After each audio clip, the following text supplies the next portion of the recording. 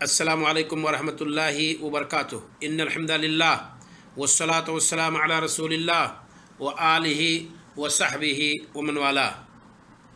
بہت سارے لوگ پوچھتے ہیں، ہو سکتا ہے یہ سوال آپ کے ذہن میں بھی ہو۔ وہ کیا سوال ہے ذرا دیکھیں کہ محبت رسول میں ہم کیا کریں؟ محبت رسول میں ہم کیا کریں، یہ سوال آپ کے ذہن میں بھی آتا ہے اور دوسرے لوگ بھی اس طرح کا سوال کرتے رہتے ہیں۔ یا نبی کریم صلی اللہ علیہ وسلم کی صحبت بروز قیامت ہمیں اور آپ کو حاصل ہو جائے، اس کے لیے ہم کیا کریں؟ نبی کریم صلی اللہ علیہ وسلم جواب دیتے ہیں۔ آپ نے فرمایا، ان من احبکم الی واقربکم مجلسا،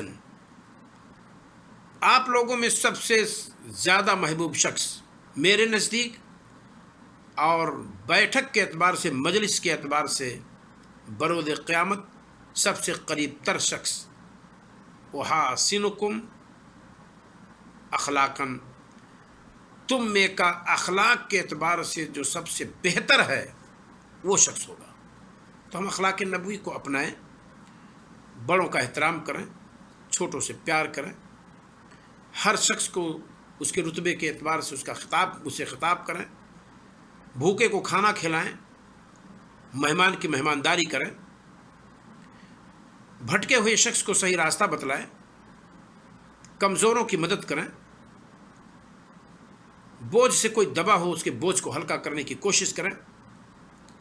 یہ سب وہ اخلاق ہیں سوسائٹی کے جو بے لوث انسان اگر کرتا رہے تو اس میں کوئی شک نہیں کہ اسے با اخلاق کہا جائے گا، اور اسی اخلاق کے پاداش میں، اسی اخلاق کے بدلے میں ہمارے نبی صلی اللہ علیہ وسلم کی صحبت اسے بروز قیامت حاصل ہوگی، اور نبی کریم صلی اللہ علیہ وسلم سے قریب تر وہ شخص رہے گا جس کے اخلاق ہم میں سے سب سے زیادہ بہتر ہیں۔